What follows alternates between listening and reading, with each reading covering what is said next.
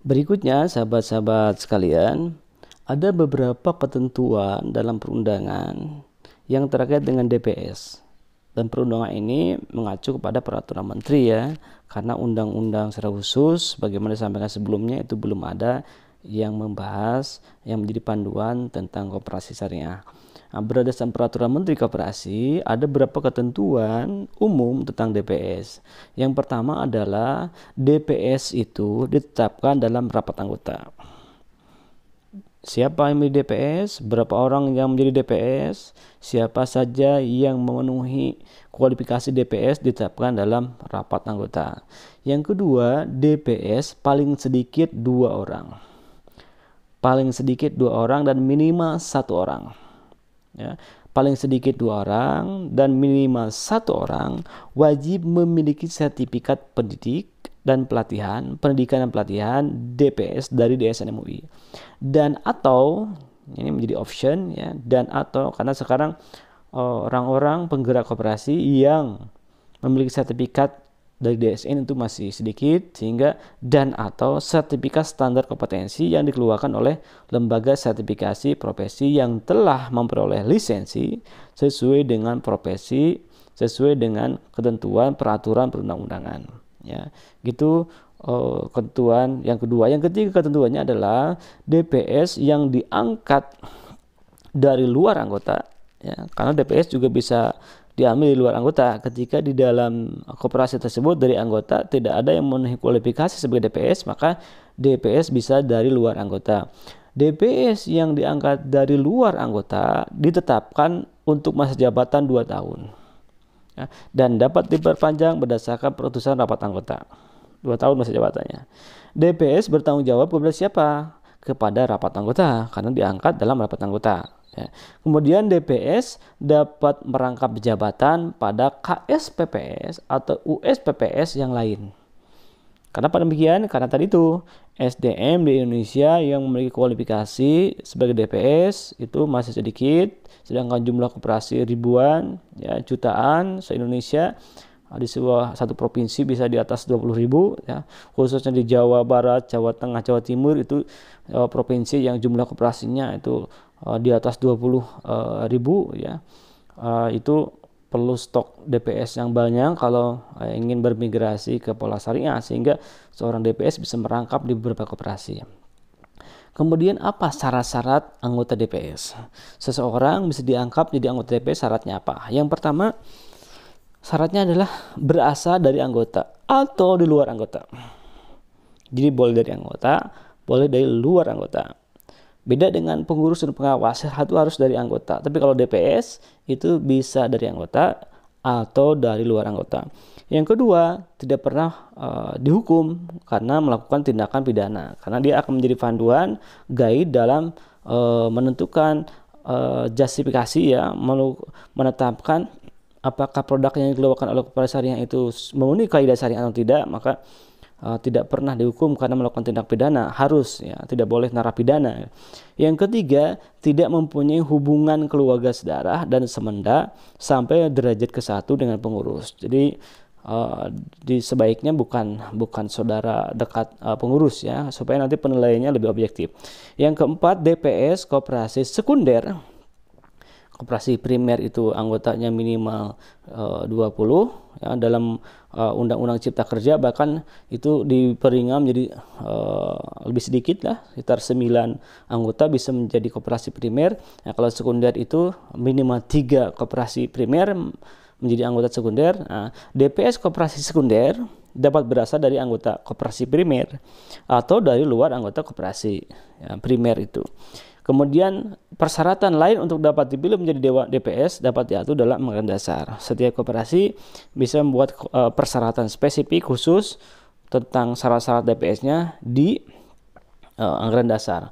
Kemudian dalam ketentuan lain ya, yang perlu disimak oleh kita adalah dalam peraturan Menteri Koperasi nomor 11 2018 tentang perizinan USP Koperasi, bahwa anggota DPS salah satunya wajib memiliki rekomendasi Majelis Ulama Indonesia. Misalkan ada anggota DPS-nya 2, maka dari 2 itu salah satunya harus memiliki rekomendasi dari MUI setempat ya. Seperti saya itu menjadi DPS di 3 BMT. Pada saat BMT tersebut melakukan proses akta pendirian ke notaris, maka diharuskan pengurus yang mengurus akta itu mendapatkan rekomendasi dari MUI orang yang akan menjadi DPS-nya. Saya kebetulan pengurus di MUI di bidang ekonomi, sehingga teman-teman yang mengurus rekomendasi tidak terlalu sulit untuk mendapatkan rekomendasi dari MUI untuk mendapatkan pengesahan koperasi syariah itu. Berikutnya teman-teman sekalian, tugas DPS apa? Secara detailnya, tugas DPS yang pertama adalah memberikan nasihat dan saran. Memberikan nasihat dan saran kepada pengurus dan pengawas. Tentang apa? Ya, tentang kesesuaian dengan prinsip syariah. Tentang apakah kegiatan koperasinya itu, baik aktivitas maupun produknya itu sesuai tidak dengan syariah. Maka DPS tugas yang pertama adalah memberikan nasihat dan saran kepada pengurus dan pengawas, serta mengawasi kegiatan agar sesuai dengan prinsip syariah. Yang kedua, tugas DPS itu adalah menilai dan memastikan pemenuhan prinsip syariah atas pedoman operasional dan produk yang dikeluarkan oleh koperasi. Jadi melakukan sebuah penilaian dan memastikan pemenuhan prinsip syariah atas pedoman operasional dan produk. Jadi kalau koperasinya membuat SOP, SOM, maka di situ termasuk menetapkan produk kesesuaian dengan prinsip syariah itu harus mendapat penilaian dari DPS. Yang ketiga, tugas dari DPS itu adalah mengawasi pengembangan produk baru. Jadi ketika pengurus koperasinya mengembangkan produk baru, produk inovasi baru dalam rangka meningkatkan pelayanan kepada anggotanya, karena koperasi itu tugasnya seperti itu, maka ketika ingin mengembangkan produk baru harus diawasi oleh DPS tentang kesesuaian dengan prinsip syariahnya. Yang keempat, tugas dari DPS itu adalah meminta fatwa kepada DSN MUI untuk produk baru yang belum ada fatwanya. Kenapa demikian? Karena yang namanya DPS itu bisa dibilang dia kepanjangan tangan dari DSN, Dewan Syariah Nasional, yang dia bertugas di unit-unit organisasi, dalam ini koperasi DPS itu. Sehingga DPS itu harus bisa menjabarkan fatwa-fatwa yang dikeluarkan oleh DSN. Ketika tidak ada fatwa yang terkait dengan produk baru tersebut, maka DPS tersebut harus meminta fatwa kepada DSN. Artinya harus berkoordinasi dengan DSN. Sehingga ada garis komunikasi secara organisasi, ya, secara tupoksinya antara DPS yang berada di koperasi syariah dengan DSN MUI. Terakhir, tugas dari DPS itu adalah melakukan evaluasi secara berkala terhadap produk simpanan dan pembiayaan syariah.